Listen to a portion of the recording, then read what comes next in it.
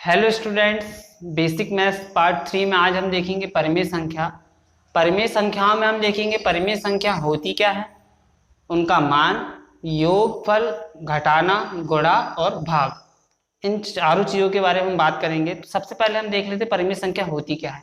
वह संख्या जो अंश बटे हर के रूप में हो परिमेय संख्या कहलाती है। इसी को हम P बटे Q के रूप में भी कहते हैं। मान लीजिए आपके पास कोई संख्या है 3/4, इसको हम परिमेय संख्या कहेंगे।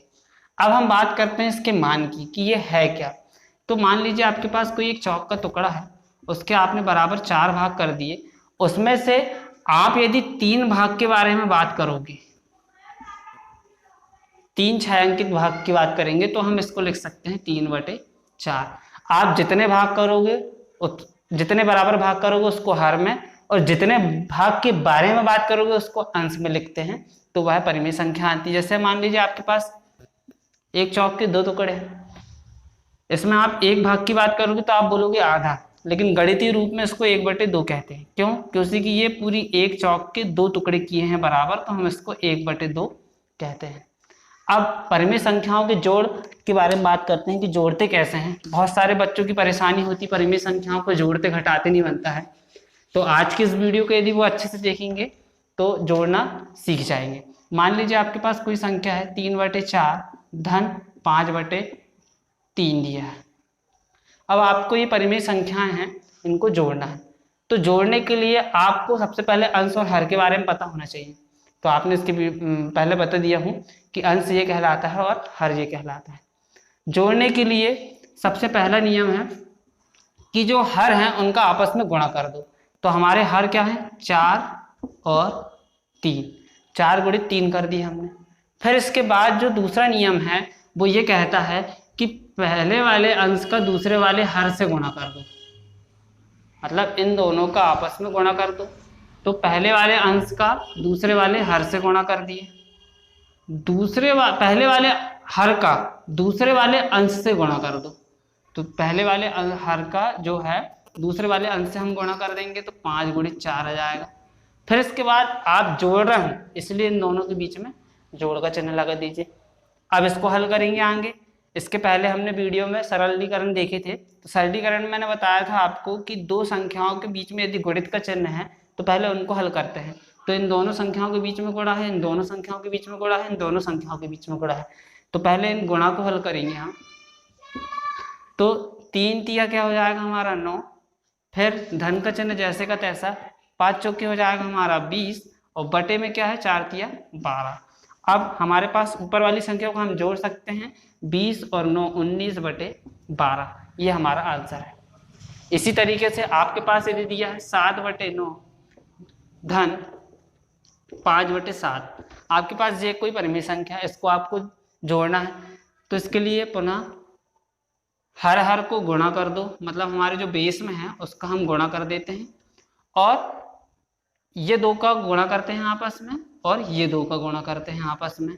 तो 7 का गुणा 7 से करेंगे और 9 का गुणा 5 से करेंगे, मतलब त्रियक गुणा कहते हैं इसको।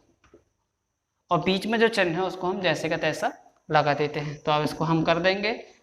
तो बेस में 9 9 81, और 7 7 49, और 9 5 45। अब इसको हम जोड़ देंगे, जोड़ेंगे तो 81 बटे में रहेगा जैसे का तैसा। 9 और 5 हो जाएगा हमारा 14, 5 और 4 9 हो जाएगा, तो 94/81 हमारा आंसर आ जाएगा। आप इसी के जैसे हम सेम टू सेम घटाना भी कर सकते हैं। तो घटाने के लिए हम देखेंगे,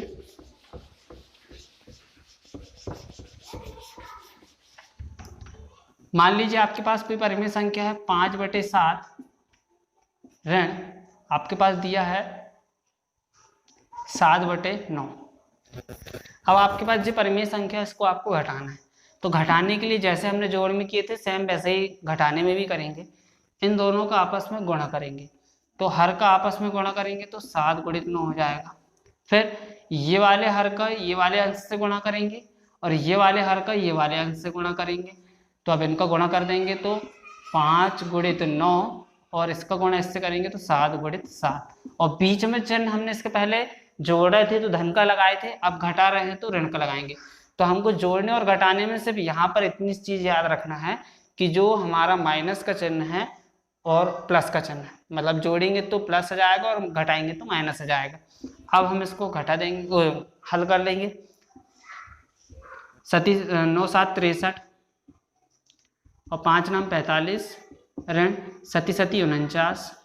अब इसको हल करेंगे तो 45 में से 49 जाएगा तो हमारे पास बड़ी संख्या का चिन्ह जाएगा, तो 45 में 49 जाएगा, 4 बचेगा और बड़ी संख्या का चिन्ह है ऋण और यहाँ पे 63 का 63। इसको आप फिर से समझ लीजिए, ये 45 है छोटा है, 49 बड़ा है, घटाएंगे तो हमारे पास ऋण जो भी संख्या आएगी वो हमारी ऋणात्मक होगी, क्योंकि बड़ी संख्या का चिन्ह क्या है, ऋण है। और ऋण 4/63 हमारा आंसर हो गया। अब इसी की जगह मान लीजिए आपके पास 1/3 ऋण दिया है, आपके पास 1/2, आपके पास जी कोई संख्या 1/5 दिया है। अब इसको आपको घटाना है तो आप फिर से कैसे करोगे, सबसे पहले इसके हर का गुणा आपस में करोगे, 3 × 5 कर दिए, फिर ये वाले हर का गुणा ये वाले अंश से करेंगे तो 5 × 1 हो गया, और ये वाले हर का गुणा ये वाले अंश से करेंगे तो 1 × 3 हो गया। और बीच में हम घटा रहे हैं तो बीच में चिन्ह कौन सा आएगा, घटाने का आएगा।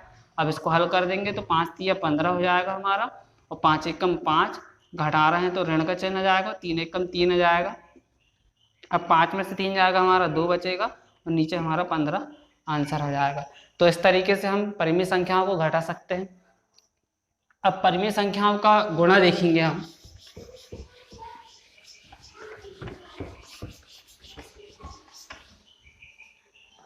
मान लीजिए आपके पास कोई संख्या है 4/5 गुणित दिया है 9/7।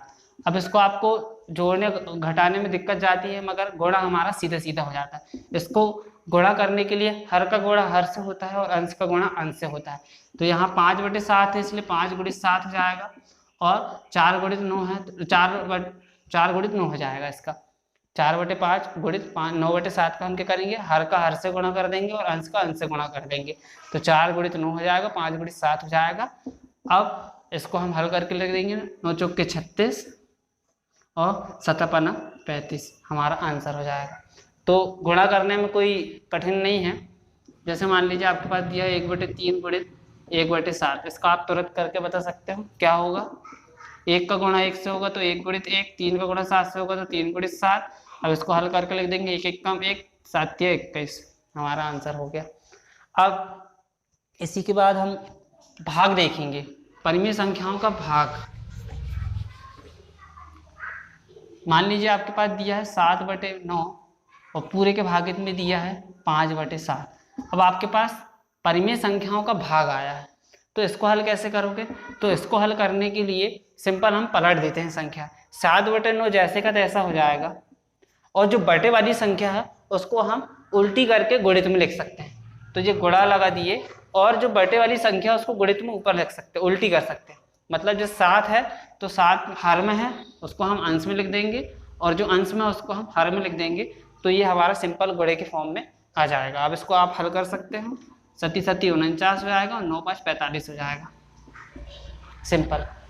फिर से देख लीजिएगा, यदि आपके पास कोई संख्या परिमेय संख्या है और उसके बटे हुए भी कोई परिमेय संख्या है, तो उसका यदि हम भाग कर रहे हैं तो भाग करने के लिए जो नीचे वाली संख्या में है उसमें हर की जगह अंश, अंश की जगह हर आ जाता है।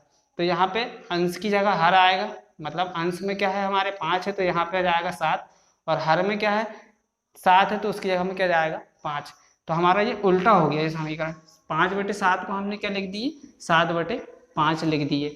तो ऐसे हम लिख के इसको गुणा भाग कर सकते हैं। अब इसके बाद फिर से एक क्वेश्चन को हम देखेंगे। अब हमारे पास 1/5 भागित 5 है, यहाँ पे परिमेय संख्या है और नीचे भाग में हमारे पास परिमेय संख्या में 5 दिया है। इसको आप हल कैसे करोगे, इसको हल करने के लिए आप सिंपल 1/5 जैसे का तैसा लिख दोगे, और 5 को हम गुणित करके उल्टा लिखना है। अब 5 के बटे में कुछ नहीं है इसलिए हम क्या मान सकते हैं 1, तो हम जो 1 को ऊपर कर देंगे और 5 को नीचे कर देंगे, और हमारा सिंपल कर देंगे 1 का गुणा 1 से करेंगे तो 1 आएगा, 5 में आ जाएगा 25। तो आज हमने परिमेय संख्याओं के जोड़ घटाना गुणा भाग देख ली।